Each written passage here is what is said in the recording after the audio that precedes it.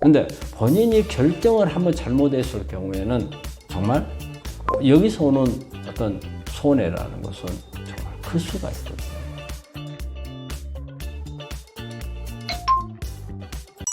암 치료를 위해 필요한 마음가짐은 무엇인가요?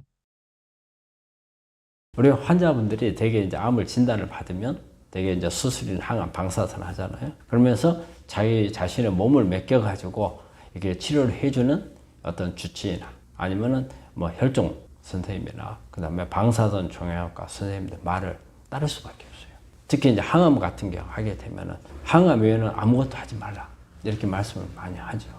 여기에서 이제 어떤 환자분들은 이 말을 그대로 따라서 지키는 분들이 있고 또 어떤 분들은 이걸 하는 동안에 내 몸이 나빠지니까 내 몸의 컨디션을 좀 같이 올려야 되는 거 아닌가? 그래서 내가 어떤 그 외에 어떤 방법들을 같이 찾아야 되겠다. 이렇게 생각하시는 분들이 있어요. 이제 저희가 볼 때는 그래요. 대학에서 이게 하고자 하는 부분들을 따라가는 분들에 대한 통계는 우리가 이제 여러 가지 그 논문이라든지 이런 데 나오는 그 통계에 따라가는 거죠. 근데 그 통계가 되게 우리 환자분들한테서 볼 때는 예를 들어서 한 70%다. 5년 생존율의 70%율의 이런 방법을 했을 때 효과를 내더라. 그런데 우리 어떤 환자들은 70%니까 나는 7명에 들어갈 거야 생각을 하고 거기에만 따라가는 분들이 있고. 근데 70%라는 것은 30%의 위험성이 있다는 걸 의미하거든요. 그래서 나는 이 30%에 들어갈지 몰라. 그렇기 때문에 이 30%에 안 들어가기 위한 나는 다른 치료법을 같이 병행을 해야 되겠어. 이제 이게 갈라지는 겁니다. 근데 우리가 그 70%를 맹신하는 분들을 이렇게 환자들이 병원에 오셨을 때 설득하기가 참 어려워요. 나머지 30%에 대한 부분들. 자기는 대학 교수가 이렇게 잘 치료해 줬기 때문에 나는 70%에 들어갈 거다. 그렇기 때문에 더 이상의 필요가 없고 또 교수들이 하지 말라겠어. 이런 생각을 하시는 분들이 있어요. 그런데 이런 분들은 참 설득이 어렵더라고요. 그런데 이제 나머지 30%를 걱정하시는 분들. 그럼 우리가 70%보다는 가능성을 80%로 올려준다는 그런 개념이 되는 거죠. 80%, 90%로 올려준다. 여기에 필요한 부분들은 우리가 대학에서 하는 거에다가 플러스해서 영양이라든지 면역이라든지 몸 안의 환경 개선이라든지 어떤 염증을 없애주는 거라든지 이런 부분들을 보완을 해주면 내 몸에 그만큼 암에 대한 저항력이 커지는 거죠. 그래서 70%지만 80%, 90%로 갈 수 있도록 만들어줄 수가 있는 거거든요. 우리가 임상에서 이렇게 보면 우리 환자분들이 그렇게 많이 갈려요.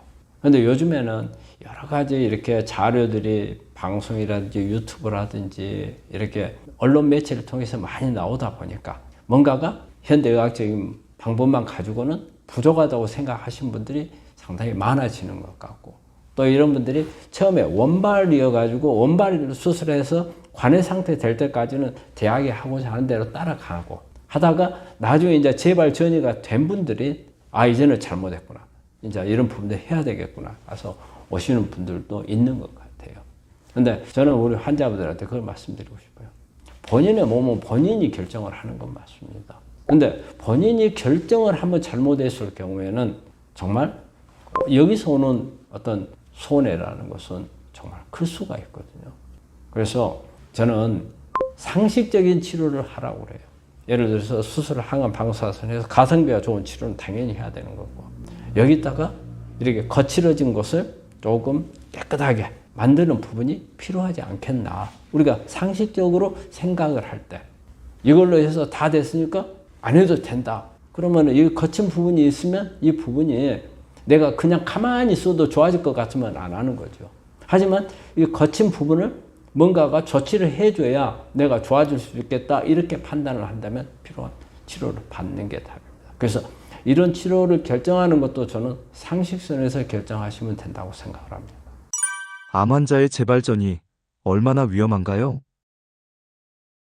우리 암은 처음에 발견했을 때 뭐 3기, 4기 해서 더 이상 뭐 수술도 어렵고 항암이나 방사선이 어려운 경우는 이게 이제 그대로 진행을 해서 그 말기 쪽으로 가버리는 건데 대개 이제 이런 경우는 우리가 짐작을 할 수가 있는 거지만 사실은 이제 우리 환자분들이 치료를 하면서 관리를 하는 경우는 1기, 2기인 사람들이 나중에 이 사람들은 암덩어리를 제거해버리고 나면 일단 관해된 상태잖아요. 관해된 상태에서는 어때요? 이것 자체로서는 지금 크게 그런 게 없잖아요. 근데 이제 문제는 주변에 남아있던 씨앗들이 커져서 재발하거나 전이가 됐을 때. 그래서 우리가 처음에 이렇게 사기였을 경우에는 뭐 재발 전이 문제가 의미가 없고 아예 이것 자체가 재발 전이가 됐을 때의 상태로 가버린 거니까. 사실 이제 우리가 환자들이 이제 앞으로 어떻게 될지 예후에 대해서 걱정하는 분들은 되게 처음에 관해된 상태에서 수술, 항암, 방사선 되는 분들이죠. 그리고 이 상태에서는 끝났기 때문에 어떤 생명에 대한 위협이라든지 이런 부분은 없어요. 그럼 이 사람들에 대한 생명에 대한 위협은 언제예요? 재발 전이죠.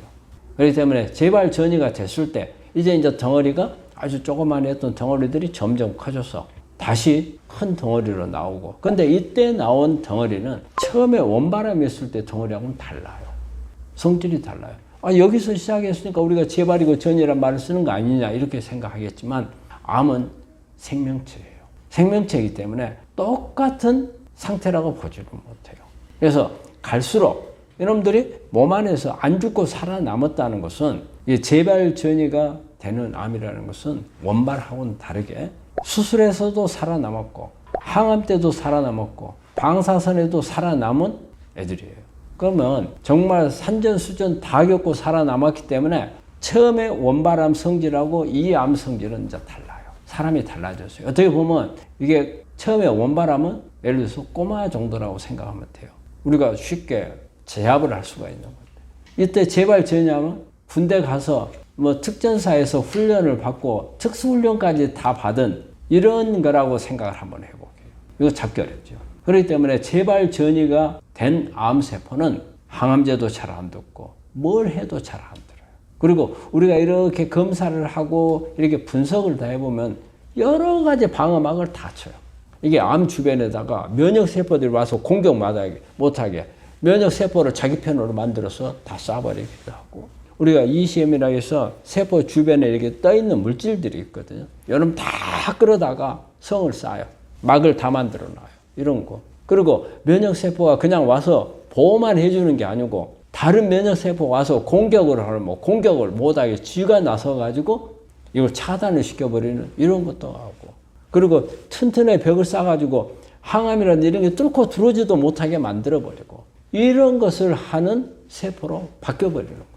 그렇기 때문에 실제 우리가 암이라고 하는 것은 원발암을 겁내는 게 아닙니다. 재발 전이가 됐을 때 이 암을 무너뜨리기가 힘들기 때문에 이 암이 나중에 커져서 내 생명을 유지하지 못할 정도로 위협을 하기 때문에 이게 무서운 거고, 이걸로 되게 이제 나빠져서 이제 말기로 가버리는 이제 그런 경우가 대부분이죠. 그래서 암은 다른 것보다 우리가 재발 전이를 막는데 가장 주력을 해야 되는 겁니다. 이걸로 인해서 우리가 생존율이 달라지는 거기 때문에.